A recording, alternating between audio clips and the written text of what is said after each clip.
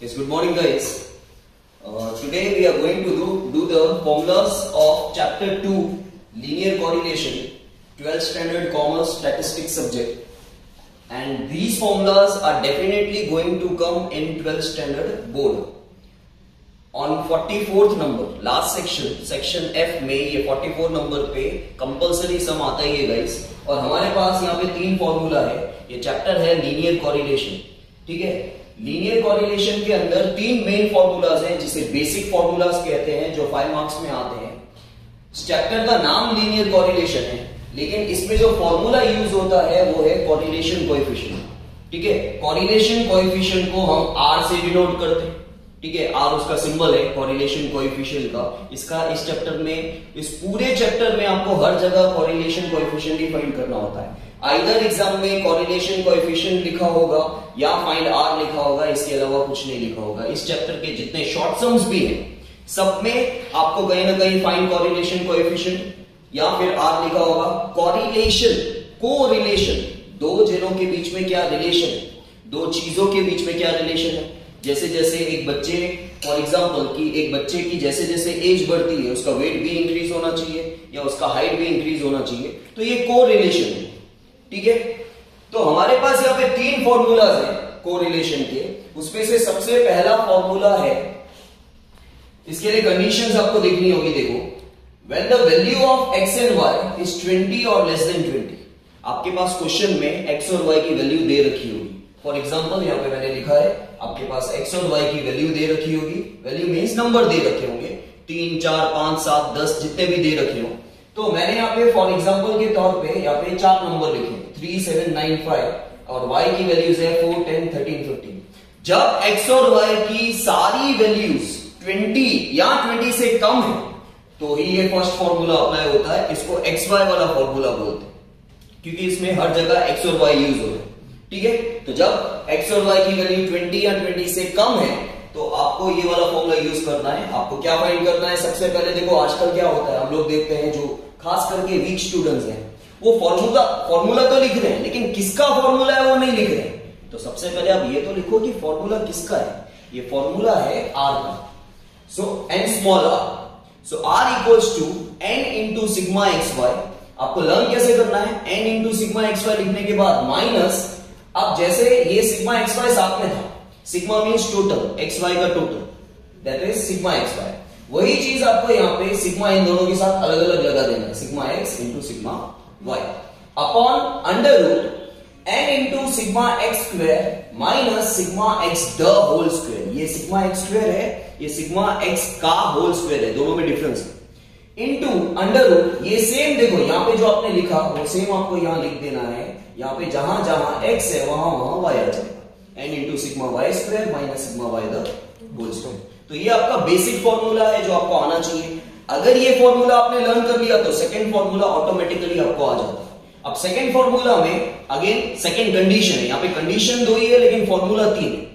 पहली कंडीशन क्या थी? x और y की वैल्यू जब 20 या 20 से कम तो आपको xy वाला फॉर्मूला यूज करना है. लेकिन जैसे ही x और y की वैल्यू 20 से ज्यादा हो, वी हैव 2 कंडीशंस. ठीक है, वी हैव 2 सब कंडीशंस. कंडीशन के अंदर 2 और कंडीशंस आ रही है.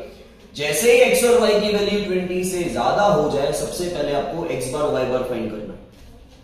अगर x बार y बार दोनों के दोनों पॉइंट में है या दोनों में से कोई एक भी पॉइंट में है तो आपको uv वाला फॉर्मूला यूज करना है. ठीक है, और जैसे ही, मैं फिर से आ रहा हूं कंडीशन पे, जैसे ही x और y की वैल्यू 20 से ज्यादा है, सबसे पहले आपको x bar y bar find करना है. x बार y बार दोनों के दोनों अगर पॉइंट में है तो आपको uv वाला फॉर्मूला यूज करना है, और x बार y बार दोनों पॉइंट में नहीं है तो आपको थर्ड फॉर्मूला यूज करना है. ठीक है, मैं फिर से आपको इनका डिफरेंस बता देता हूं. सबसे पहले x और y की, अगर क्वेश्चन में x और y की वैल्यू 20 या 20 से कम है, 20 है या 20 से कम है, तो इन दैट केस r का फॉर्मूला xy वाला यूज होगा. सेकेंड कंडीशन इज, अगर x और y की वैल्यू 20 से ज्यादा है, ये एग्जांपल आप देख लो, सारी x और y की वैल्यू 20 से ज्यादा है. ठीक है, तो सबसे पहले आपको x बार y बार निकालना है. x बार y बार दोनों में से एक भी अगर पॉइंट में आया या दोनों के दोनों पॉइंट में आ गए तो इन दैट केस आपको uv वाला फॉर्मूला यूज करना है, और uv वाला फॉर्मूला इसमें से बन जाता है. सेम फॉर्मूला है x की जगह u लिख दो, y की जगह v। ठीक है, जैसे आपने देखा x और y की वैल्यू ये 20 से ज्यादा है, आपने इसका टोटल किया, x bar y bar find किया, x बार y बार दोनों के दोनों पॉइंट में है या दोनों में से एक भी अगर पॉइंट में आ जाए तो आपको ये वाला फॉर्मूला यूज करना है, uv वाला। So r equals to n into sigma uv minus sigma u into sigma v। देखो ये सेम है, x की जगह u, y की जगह v upon under root n into sigma u square minus sigma u का whole square into under root n into sigma v square minus sigma v का whole square. x की जगह u, y की जगह v, खत्म। लेकिन एक और एग्जांपल कि जैसे सपोज कर लो कि x और y की वैल्यू 20 से ज्यादा है, आपने x bar y bar find किया, x और y की वैल्यू 20 से कम है तो आपको x bar y bar find नहीं करना है, आपको डायरेक्टली ये फॉर्मूला अप्लाई करना है। लेकिन x बार y बार अगर पॉइंट में आ रहा है, मतलब x और y की वैल्यू 20 से ज्यादा है, तो first condition is, the first step is आपको x bar y bar find करना है। आपने x bar y bar find किया, पॉइंट में आया तो uv, पॉइंट में नहीं आया अगर x बार और y बार तो क्या करना है, आपको ये वाला फॉर्मूला यूज करना है, r equals to sigma x minus x bar into y minus y bar upon under root sigma x minus x bar the whole square into under root sigma y minus y bar the whole square. कुछ और चीजें इसमें आपको ध्यान में रखने की, अगर ये तीनों फॉर्मूलास लर्न करने हैं तो तीनों ही फॉर्मूला में नीचे दोनों में रूट है और दोनों रूट के बीच में इनटू आता है। थर्ड फॉर्मूला में आपको ध्यान देने का कि कहीं पे भी n नहीं है। देखो हर फॉर्मूला जहां पर भी स्टार्ट हो रहा है वहां पे n है, देखो n n n n n n। Third formula में कहीं पे भी n नहीं, no n no n no n। समझ में आया? सो आई रिपीट, अगर x और y की वैल्यू 20 से कम है तो आपको x bar y bar find नहीं करना है। अगर आपने भूल से कर भी दिया फाइंड आउट तो वो यूज नहीं होगा। आपको फर्स्ट फॉर्मूला यूज करना है xy वाला। xy वाला इज अ बेसिक फॉर्मूला।